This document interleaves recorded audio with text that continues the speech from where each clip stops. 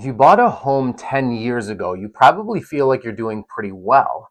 But if you're a buyer looking to buy today, you probably feel like this is impossible. My name's Travis Anderson. Let me show you what happened over the last decade across the United States as well as here locally in the Twin Cities. One quick important thing before we begin is over the last 10 years, it wasn't just one market, it was really 5 markets stacked on top of each other. We're going to review those 5 markets and help you better understand what's really going on.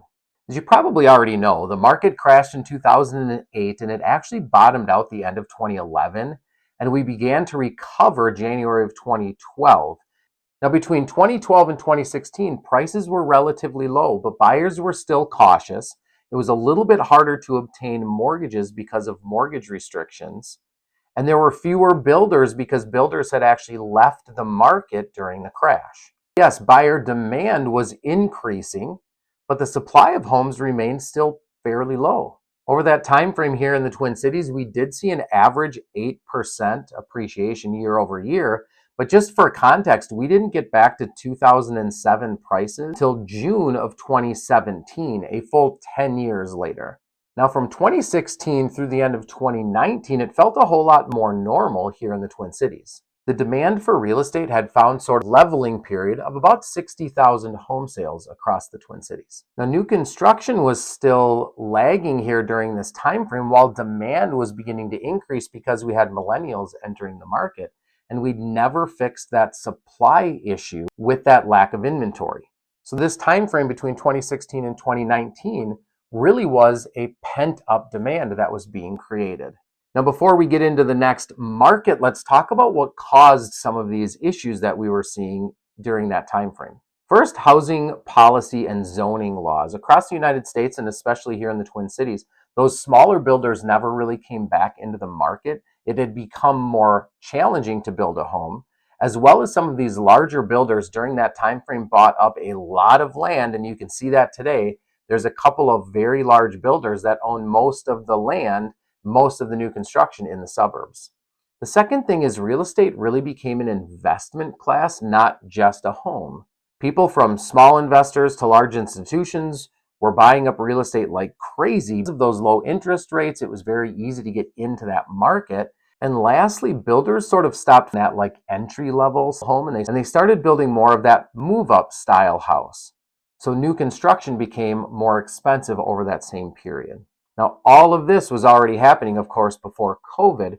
COVID didn't start the fire, but it did pour gasoline on this already existing problem. And then 2020 through 2023, interest rates had plummeted to below 3%, and people were now turning their homes into offices, childcare facilities, gyms, and things of that nature, and people were spending less time out of their house, and they needed more space to accommodate. A lot of these people had built up a good amount of equity over the past 10 years, and it was very easy for them to sell and buy something during that time frame. But as you already know, the new construction were already out of the market, and so we didn't have enough homes for sale. So while demand surged way up, the prices followed. Now, we saw bidding wars. People were waiving inspections, waiving appraisals as that demand skyrocketed.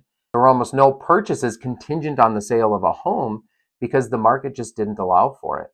And over those next 2 years, we actually saw 66,000 home sales here locally in the Twin Cities, which was a massive increase in demand.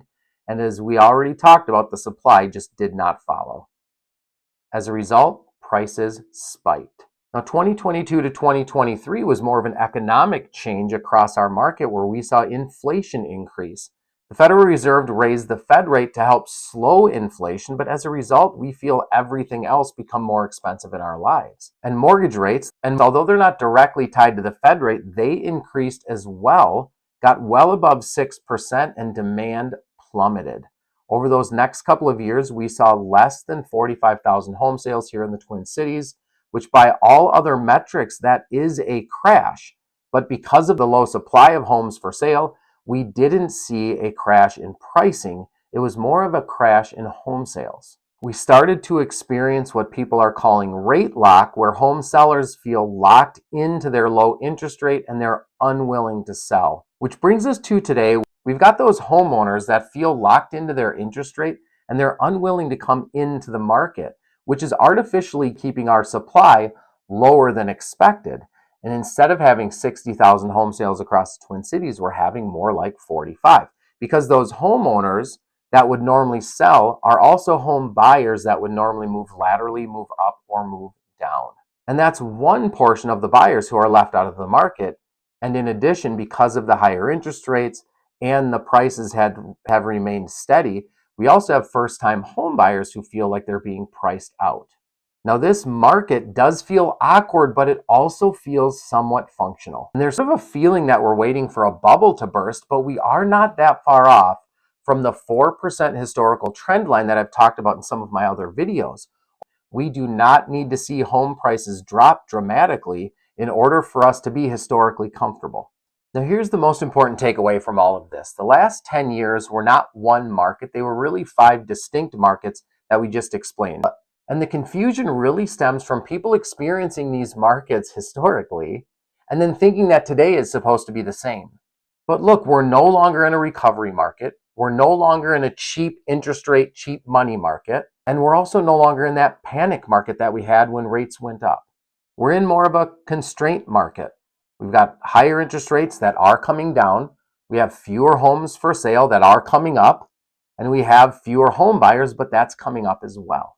It really means that prices don't need to crash for the market to reset. It's really going to reset through time and either no appreciation or very small appreciation over the next 2 to 3 years. So if you're waiting for 2012 to happen again, you're probably going to be waiting for a very long time, unless we have some catastrophic economic event that happens across the United States. But if you understand which market we're in, you can still make informed decisions even today. The key isn't timing, it's really understanding. My name's Travis Anderson. Be sure to check out the description for some of our free resources. And as always, all my best to you and yours.